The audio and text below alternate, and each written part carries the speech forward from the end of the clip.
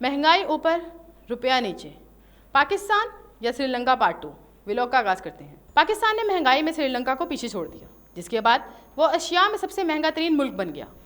महंगाई बुलंद तरीन सतह पर है। ये हफ्ते में रोज़मर्रा की 30 अशिया की कीमतों में इजाफा हुआ है।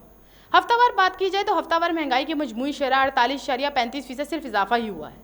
इजाफा ही देखने में आता है, महंगाई में कभी रिलीफ भी मिलेगा ये तो शायद ख्वाब की बात रह गई है। इस बढ़ती महंगाई ने पहले ही गुर्बत को चार चांद लगा दिए हों और अब कुछ रिपोर्ट्स के मुताबिक फिर से एक और खामोश लहर उठ रही है। लगता है इलेक्शन का सारा पैसा आवाम से ही लेंगे। खैर, बात करें रिपोर्ट्स की तो ब्लूमबर्ग की रिपोर्ट के मुताबिक पाकिस्तान में कमजोर करेंसी, खुराक और तवानाई के बढ़ते हुए अखराजात ने अप्रैल में कीमतों में इजाफे को खित्ते की बुलंद तरीन सतह तक पहुंचा दिया है।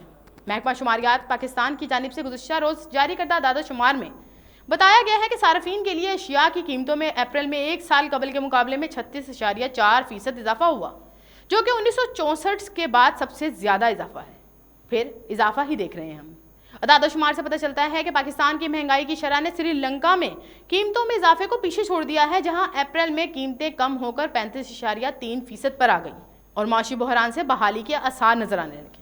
पाकिस्तानी रुपया 2023 में आलमी सतह पर अब तक की बदतरीन कारकर्दगी का मुजाहरा करने वाली करेंसियों में से एक है, जिसकी कदर डॉलर के मुकाबले में 20% कम हुई है और दरामदी अशिया मजीद महंगी ही हुई हैं। अदादोशुमार के मुताबिक अप्रैल में ट्रांसपोर्ट की कीमतों में 56.8% इजाफा हुआ है, जबकि खाने पीने की अशिया में महंगाई में एक साल कबल के मुकाबले में 48.1% इजाफा हुआ है।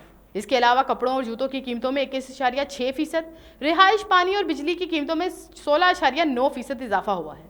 रिपोर्ट्स के मुताबिक हुकाम की जानिब से 6 अरब 50 करोड़ डॉलर कर्ज प्रोग्राम की बहाली के लिए IMF की शराइत को पूरा करने के लिए टैक्स और ईंधन की कीमतों में इजाफे के बाद पाकिस्तान में महंगाई मजीद बढ़ने के खदशात हैं। यानी अभी भी महंगाई मजीद बढ़ने के खदशात हैं।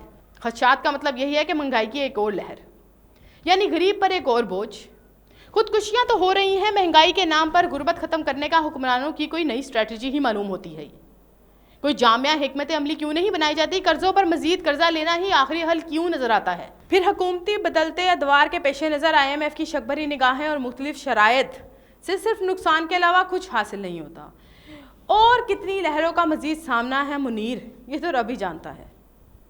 व्लॉग का इख्तिताम करते हैं। इकराम मुगल को इजाज़त दीजिए। अल्लाह निगहबान।